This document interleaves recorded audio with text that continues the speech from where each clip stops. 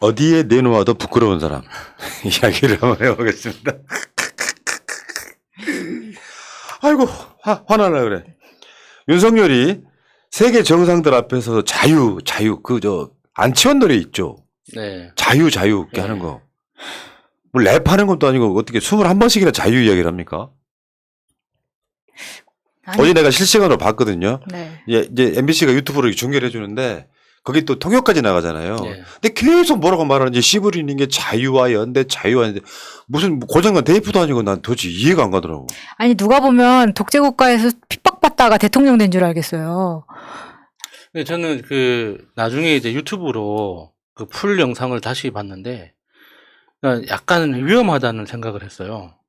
그러니까 유엔 내부에서 그러니까 독자적으로 여기 편 먹고 우리 편 들어라라고 노골적으로 이야기하는 건 미국밖에 없거든요.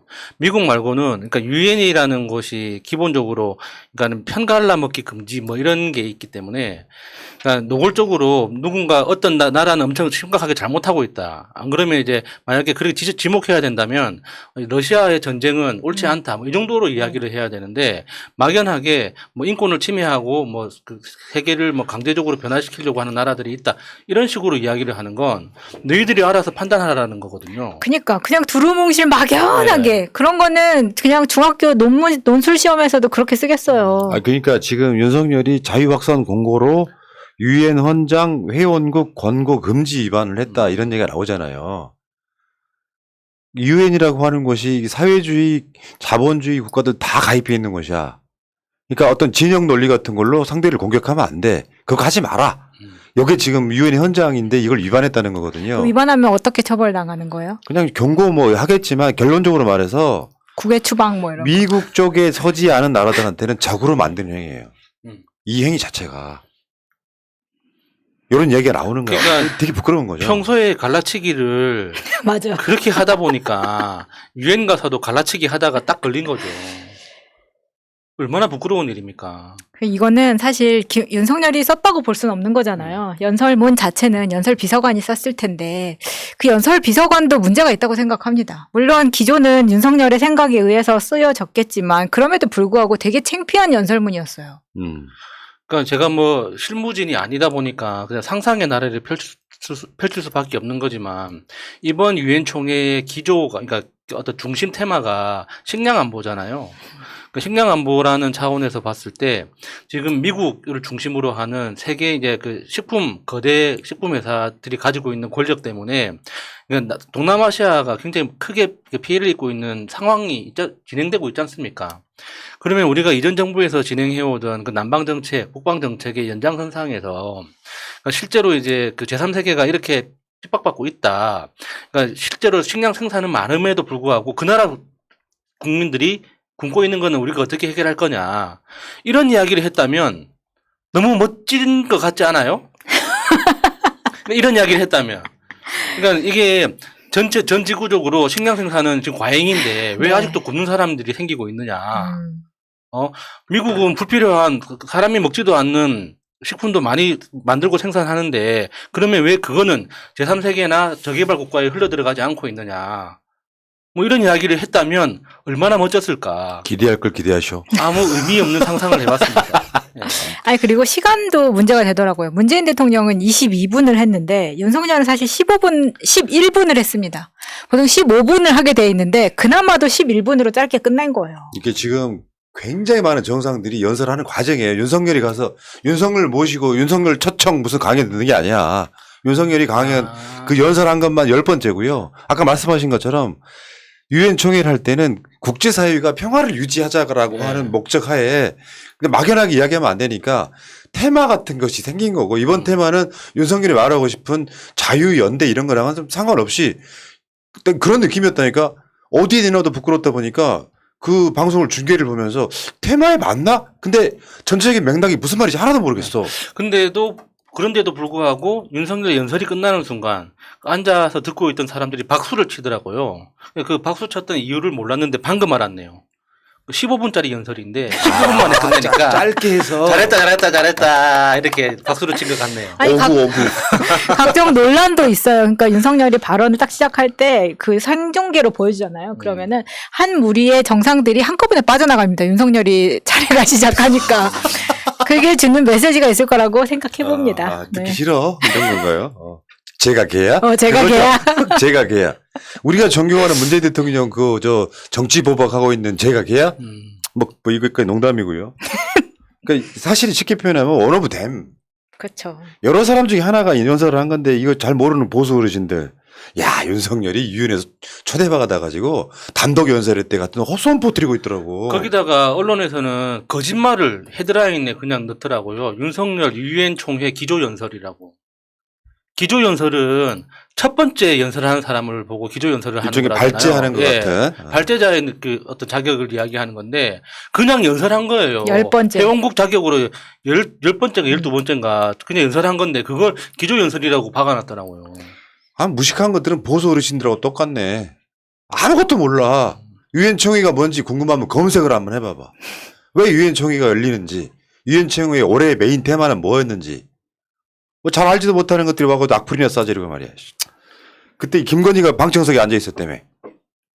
근데 여기 야, 이 사진 이거 보면 이제 김은혜는 이제 영국으로 안 가고 바로 유엔 총회로 왔다는 거고.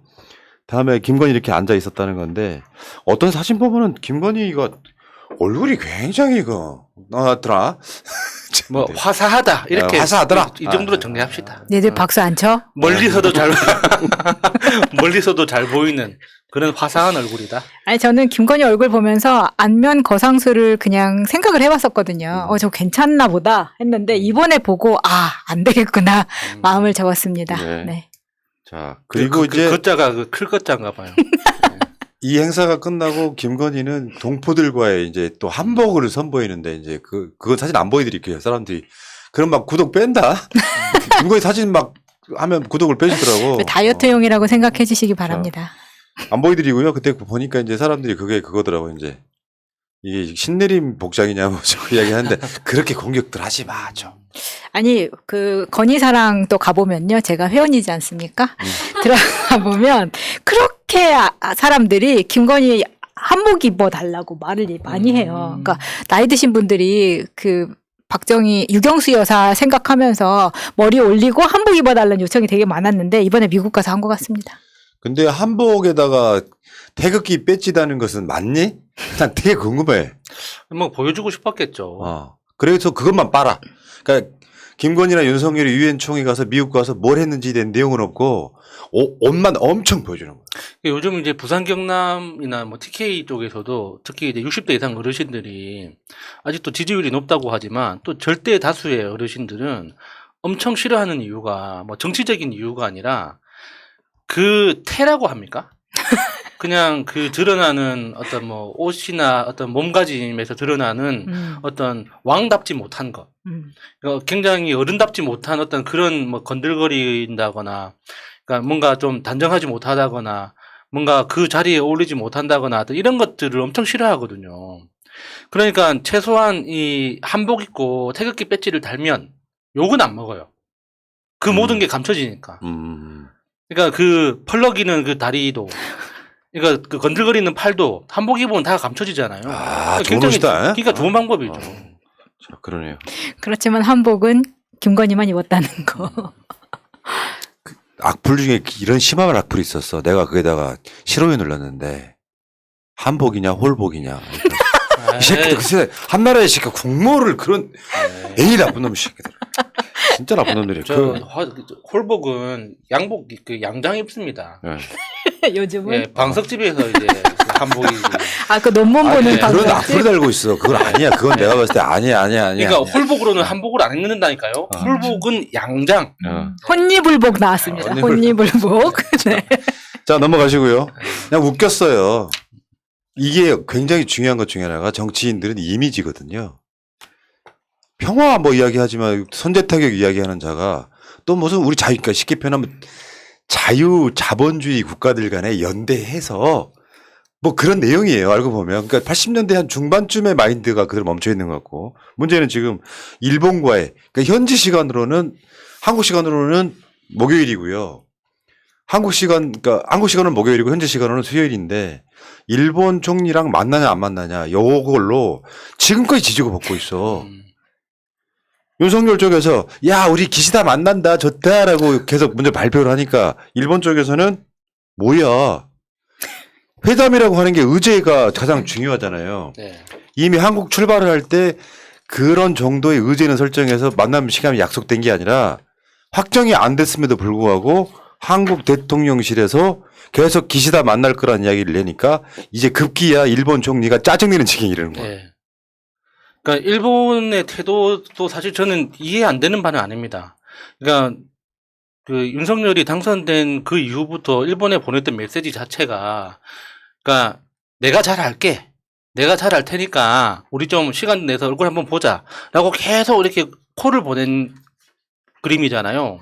그러면 이제 일본에서는 그동안 일본의 문화상 상대방이 그렇게 나오면 네가 무엇을 잘못했는지 정리해서 들고 와. 그거요. 라는 게 기본 태도거든요. 음. 그러니까 일본 입장에서는 한국에서 만나자고는 하는데 아직 숙제를 안 한 거예요. 야, 네가 숙제하기로 했으면 네가 뭘 잘못했는지 꼼꼼하게 정리해서 딱 해결한 다음에 딱 찾아와야지 우리가 만나주지. 네가 뭔데 자꾸 만나자고 하느냐 버릇없이 이런 이야기예요. 아니 일본을 대할 때 이렇게 대하는 정권도 사실 드물거든요. 보수 정권이었던 김영삼 정권 때 일본에 버르장머리를 거쳐냈겠다 그랬어. 이게 강제 동원 한국 대법원의 재판 문제로 발생한 거잖아. 근데 일본 놈들이 한국의 사법부가 내린 결론을 한국 정부가 책임지라고 했다가 네. 니들 그 핑계로 소부장 요거 너희들 수출 안 할 거야? 니들은 뭐 반도체로 이제 반도체를 먹고 사는 나라니까 만 망하게 해줘 볼까 해서 문재인 대통령이 그래? 그럼 한번 해보자. 이렇게 싸워갖고 소재 부품 장비 소부장 산업이 굉장히 자립도가 올라갔잖아 지금. 네. 아직도 무역 전쟁 중인 거예요. 그 상황에서 윤석열이가 굳이 일본 총리를 만나야 될 이유가 없다고요. 예를 들어 지금 이 상황에서 소부장 관련한 예산 깎아버렸잖아 윤석열이가. 그러니까 일본한테 소부장을 수출할 기회를 줘야 되는 거야. 내가 봤을 때는 일본이 그거 하고 싶은 거라고 봐요. 강제 동원은 별 문제가 아니라고 생각하는 거야. 그러니까 그 일본 총리를 만나기 위한 화답으로 소부장 더군다나 중소벤처기업부의 예산을 확 깎아버렸잖아. 거의 50% 이상 깎아버렸단 말이야. 그게 선물이 아닌가라는 의심이 들 정도야. 아, 근데 일본 입장에서는 우리한테는 잘 알려지지 않았지만 일본 내부적으로는 소부장 산업, 우리나라의 소부장 산업 육성 그 계획 때문에 굉장히 오래 이어진 회사들이 엄청 많거든요. 그러니까 일본 정치인들은 그것 때문에 압박을 많이 받아요.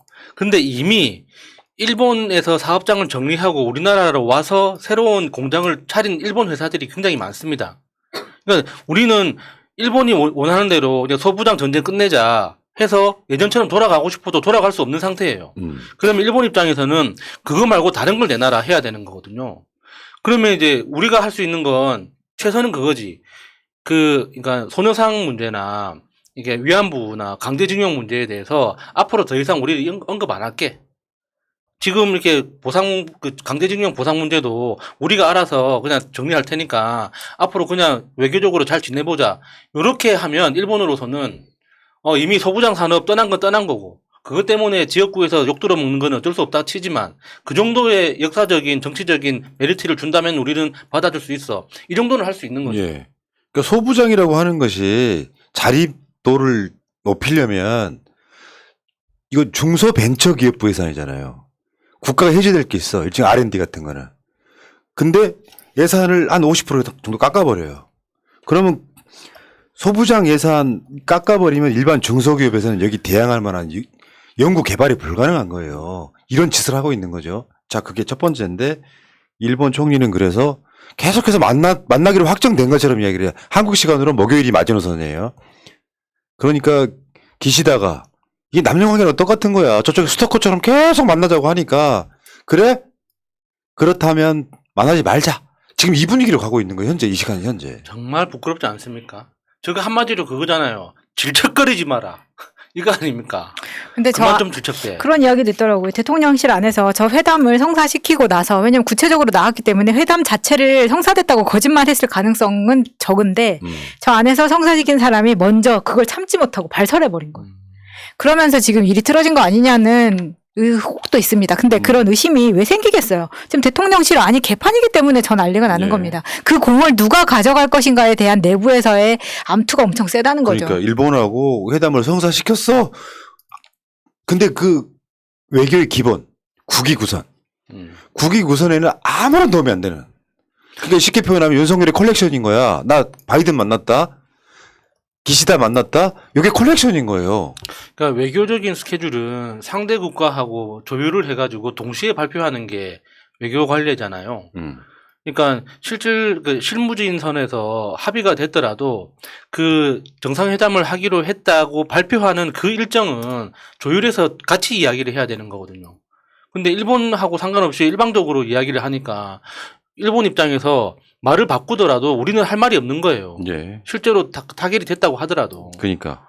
그리고 유엔 총회에서 윤석열의 거짓말. 나 이런 거짓말들을 지금 역겨워서 못 보겠더라. 보여줘봐요. 윤석열이 유엔 총회 연설을 하면서 한국의 긴축 재정에도 우리가 예산을 아끼는 그 주정에도 지출을 조정해서 약자 지원을 늘렸대. 야, 외국에 나갔다고 거짓말 이렇게 하십니까? 윤석열 씨? 어르신 농민 울리는 경로당 양곡비 정부 지원 삭감. 공공용 노인형 일자리 6만 개 삭감. 폭우 참사 보고도 공공임대주택의 예산 삭감. 이것 말고도 굉장히 많습니다. 엄청 근데 많아요, 진짜. 약자 지원을 늘렸다고 이게 거짓말을 해요. 그러니까 연설 비서관 따로 있다는 거죠. 전혀 모르고 그냥 쓰는 겁니다. 그게 좋은 게 좋은 거라고 좋은 말만 하고 있는 거예요. 그리고 법무부 특활비 같은 건 올리는 아, 진짜. 세스. 이게 이만해로 거짓말을 진짜로. 아니 밖에 나가서 거짓말을 합니까? 다 아는데. 이거 좀 심각하네요. 진짜 저게 유엔 총회 연설에서 저런 명확한 거짓말을 한다는 게. 왜냐면 이 유엔 총회 연설이라는 거는 뭐 다른 나라 사람들이 보겠습니까, 이거? 우리가 남의 나라 대통령 유엔 총회 안 보고 있잖아요. 똑같은 건데 그거 다 우리나라 사람들이 보는 거라고. 근데 뻔히 이걸 가지고 거짓말을 한다는 것 자체가 진짜 국민 기만입니다. 예. 그리고 하나 더 있지. 윤석열하고 직접 이야기는 아니지만 저번에 바이든 와가지고 전기차 보조금 뭐 요 문제로 지금 이제 망했다 소리가 나올 정도인데 지금 뻥카만 날리고 있어요. 미국의 전기차 보조금 보복할 수도. 본격 협상 앞두고 압박. 이거 어떻게 보복을 한다는 거예요? 그래 바로 그거야. 어떻게 해요? 그러니까 방법이 있어야지. 지지율 떨어지니까 하는 소리예요. 이 미친놈들이. 지금 사실상 불가능하죠. 윤석열이 미국의 무득불 유엔 총회 연설 후에 바이든을 만나서 저기 있잖아요, 형님. 형님, 뭐 전기차 보조금 뭐 현대차 거 좀 주면 안 됩니까? 이런 거라도 하러 갈 줄 알았더니 그거 아니야.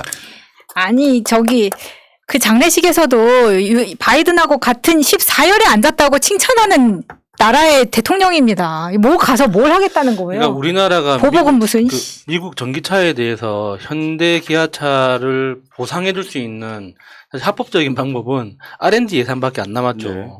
그러니까 한 30조에서 40조 정도 되는 그 R&D 예산 예전처럼 지금은 굉장히 잘게 나눠서 중소기업에 많이 투자를 하고 있지만 과거처럼 뭉탱이로 현대차에 밀어주는 수밖에 없죠. 그러니까 미국 시장에서 손실을 보는 만큼 어떻게든 보상을 해주는 거 말고는 현대차 입장에서는 이건 명백하게 정부 잘못이잖아요. 네. 자, 답답하긴 한데 팩트 체크는 해드려야 돼요. 아주 극한 직업이에요. 내가 하루 이 일이 다 끝나고 새벽 3시쯤 눕잖아요. 거의 녹초가 돼버릴 정도. 자, 이런 새날을 위해서 여러분들 구독 좀 부탁드릴게요. 67.4만 명에 지금 12분만 구독해 주시면 되겠습니다. 더는 바라지 않습니다. 12명만 딱 해주세요. 12분만 모시겠습니다. 자, 부탁드려요. 그리고 그 사이에 멤버십 해주신 분들 감사드리고 여기 최예지님. 아까 이분이 나 정지시켰냐고 하시는 분이잖아요. 누가 정지시킨 거예요? 아니 그거 모르죠. 그러니까 20명이 근데, 넘어요, 우리 관리자가. 네, 근데 되시는 것 같아요. 다시. 네. 감사합니다. 자, 다음 주제로 넘어갈게요.